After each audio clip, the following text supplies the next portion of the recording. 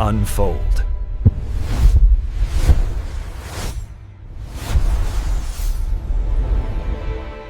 All right. Today we're doing something a little different. We're not just looking at history. We're opening a cold case. We are conducting a full forensic audit of what might be the biggest crime scene in human history. A crime where the victim was progress itself, and the evidence was basically deleted from civilization's hard drive. And look, that is not an exaggeration. We're talking about an event, or really a series of events, that wiped a database so important it probably reset the clock on scientific progress by more than 1,000 years. So the stakes here, they couldn't be higher. What was lost in the sands of Egypt wasn't just some dusty old scrolls. It was an entirely different future. I mean, that's the real question at the heart of our investigation today, isn't it? Because the evidence, what little we have left, strongly suggests that the blueprints for steam power, for automation, even for a correct model of our solar system, they all existed. They were all filed away in Alexandria. So what we're really investigating is the aborted birth of a whole different world. Okay, let's get to the crime scene. First things first, we've got to secure the scene. And to do that, you have to forget that romantic image of a quiet, dusty library. That's not what this was. You should think of it more like the intellectual reactor core of the ancient world. And its destruction? It wasn't some single tragic accident. It was the result of multiple acts over hundreds of years that just killed humanity's scientific momentum, stone dead. You see, the famous Library of Alexandria was really just the hard drive. It was the archive for a much, much bigger and more important institution, the museum. This wasn't a place you just went to check out a scroll. No, this was the world's very first state-sponsored research campus. It was like MIT, DARPA, and the Library of Congress all rolled into one powerful engine of discovery. So here's how they did it. The rulers of Egypt, the Ptolemies, basically created a system to headhunt the world's greatest minds. They'd offer them tax exemptions, free room and board, and a very handsome royal salary. The whole goal was to create this pressure cooker for innovation. You know, one satirist at the time called it the birdcage of the muses, where all these fatted scholars just sat around and squabbled. But you know what? That birdcage produced the foundational texts of all of Western science. So how did they get all these books? Well, with a fanatical, state-sanctioned policy of what you could pretty much call data theft. It was known as the ship's search protocol. Every single boat that docked in Alexandria was searched for scrolls. The originals were confiscated for the library's collection, and a cheap copy was handed back to the owner. They were building the world's first universal database, and believe me, they were not asking for permission. But what's absolutely crucial to understand is that this wasn't just about the books. It was about the concentration of human capital. These giants, they weren't working alone in some dusty attic. They were collaborating, arguing, and directly building on each other's work. You can see it right here on the chart. Euclid's geometry is what enabled Eratosthenes to measure the Earth.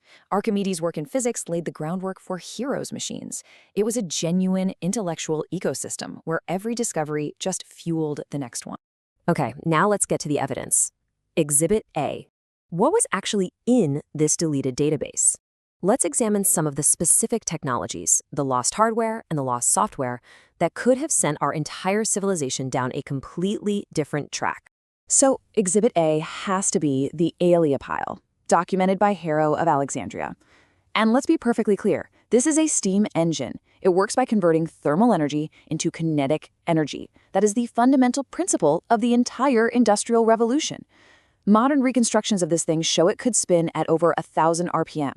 And this existed in the 1st century AD. Just let that sink in. And the Aeolipial wasn't some weird one-off either. It was part of this incredibly sophisticated engineering culture. I mean, an inventor named Cethebius, the father of pneumatics, had already come up with force pumps and water organs. Hero used those same principles to design automatic doors for temples, and get this, even vending machines that would dispense holy water. The core principles of automation were understood and written down. So the big question is, why didn't the Industrial Revolution happen right then and there? Well, this is the economic autopsy. And the main reason seems to be slavery. In an economy that's powered by cheap, disposable human labor, there's just no financial reason to invest in expensive, high-maintenance machines. I mean, why would you build a complicated steam engine when a slave only costs you their food? They had the blueprint, but they just didn't have the economic need. But it wasn't just hardware that was lost. The software, the pure knowledge, is maybe even more staggering. Let's take astronomy. We know from other ancient writers that a man named Aristarchus of Samos proposed a complete sun-centered model of the universe. The Earth orbits the sun. That idea sat on a shelf in Alexandria for 1,800 years before Copernicus independently figured out the same thing. Or think about Eratosthenes, who was the head librarian. He knew that on a certain day, the sun was directly overhead in one city. At the exact same time in Alexandria, he measured the angle of a shadow cast by a simple stick. Using just that angle and the distance between the two cities, he calculated the circumference of our spherical planet with about 98% accuracy. This wasn't some fringe theory, this was common knowledge for the educated. And then it was lost for centuries. So how did all of this just disappear? The popular story, the myth, is of a single catastrophic fire that burned it all down. But the forensic reality? It's actually far more depressing. It wasn't one event. It was a death by 1,000 cuts, a slow, grinding attrition over centuries, caused by war, by ideology, and frankly, by simple neglect. This timeline really shows that slow, painful decay. It starts with collateral damage. Caesar's war in 48 BC accidentally burned some warehouses on the docks holding scrolls. Then, centuries later, the destruction becomes intentional, as religious fanaticism leads a mob to raise the daughter library. The murder of the brilliant mathematician Hypatia basically signals the end of Alexandria as a safe haven for science. By the time of the Arab conquest, the great institution was really just a ghost of itself. There probably wasn't much left to burn. And if you want a perfect, heartbreaking symbol for this whole tragedy, it's the palimpsest. You see, parchment was incredibly expensive, so monks would often take these ancient scientific texts, scrape off the original ink, and just write over them with prayers. This is quite literally the act of overwriting ancient knowledge with religious dogma. And that brings us to the absolutely incredible story of the Archimedes palimpsest.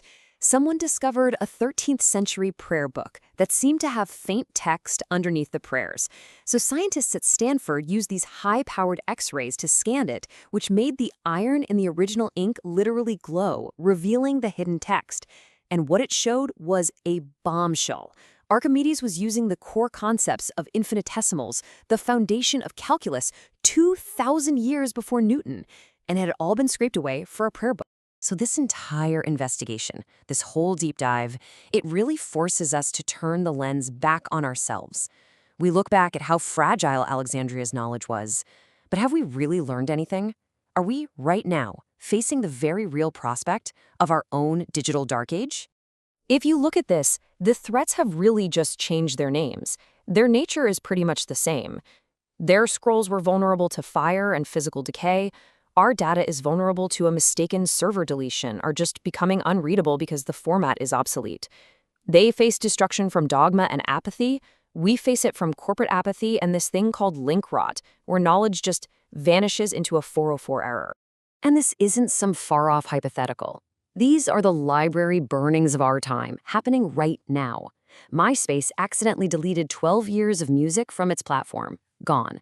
Yahoo intentionally deleted the entire cultural history of GeoCities. Even our most important legal documents, Supreme Court opinions, are filled with dead links that go nowhere. We are building a digital database with the permanence of a sandcastle. So, I think the ultimate lesson from our forensic audit of Alexandria is that progress is not inevitable. Knowledge is not permanent. It needs active, constant defense. We're all standing on top of this mountain of data that's infinitely larger than anything the ancient world could have possibly imagined. But when you look back at the smoke rising from that long-lost library, you really have to ask yourself, is our foundation any less flammable?